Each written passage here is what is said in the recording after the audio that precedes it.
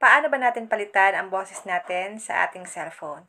Kung ang boses nyo po ay babae, pwede po natin siyang palitan ng lalaki. Kung ang boses nyo po ay lalaki, pwede po natin siyang palitan ng babae or baby. Ito lang guys ang gagawin nyo sa mga nagtatanong dyan kung paano raw po palitan ang kanilang mga boses sa kanilang mga cellphone.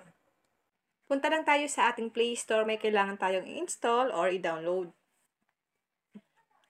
Dito po sa may search engine, i-type mo lang dito ang voice changer. Then, search natin. Piliin nyo po itong voice changer na ang creator niya ay ang Theory App and Notes and Audio. Check muna natin ang kanyang application. Meron siyang 4.7 ratings. Mataas na po ito. At meron siyang 167k reviews.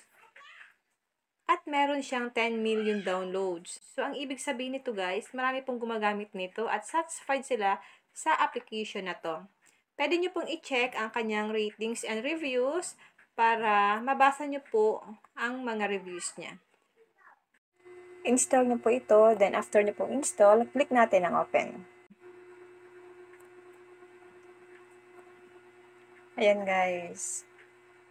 Ito po ang kanyang dashboard. Then once na ito po ang lumabas, click mo lang po ang X sa taas. Meron siyang 4 na category, record and change, open file to change voice, text to audio, my works. Piliin po natin dito ang record and change. Click natin ang record audio. Click nyo lang dito ang allow. Allow voice changer to record audio. Allow voice changer to access photos, media, and files on your device. Click allow.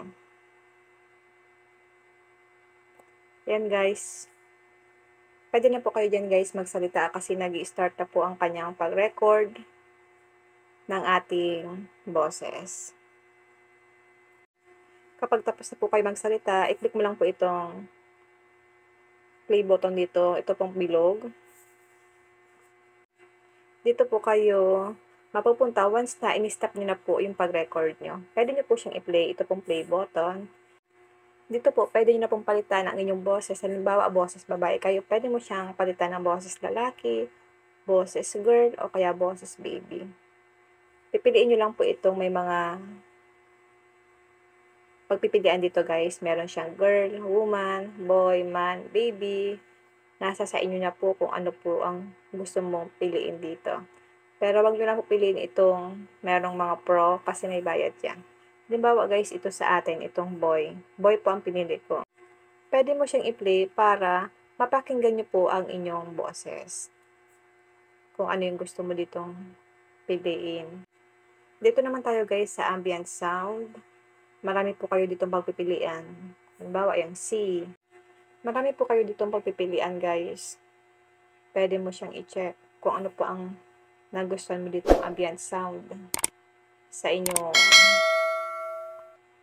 boses. Ayan guys.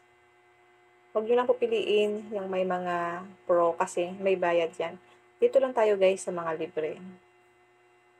Yan. Kapag okay na yan, pwede po na po siyang i-save.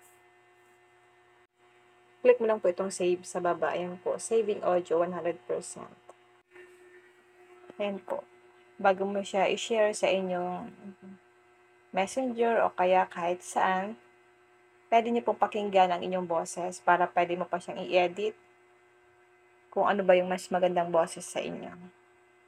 Ayan guys, once na umiikot na, nagpi-play po ang ating video. Pwede niyo po siya guys i-play or pakinggan bago mo siya ilipat sa inyong messenger. Ganyan siya guys. Hindi ko na siya guys ipaparinig sa inyo kasi baka magkaroon tayo dito guys ng copyright. Iniiwasan ko pa na magkaroon ako dito ng copyright kaya dinedemo ko na lang po sa inyo kung paano po ito gamitin yung voice changer.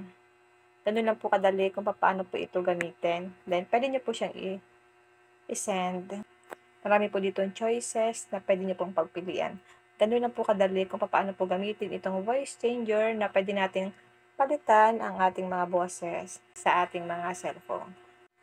Kung may natutunan ka sa aking video, huwag mong kalimutan na i-follow ko sa aking Facebook page Positive Mind at sa aking YouTube channel, RK Willow, para lagi kang updated sa lahat ng tips at video tutorial na ina-upload ko. And now, thank you for watching. God bless you all.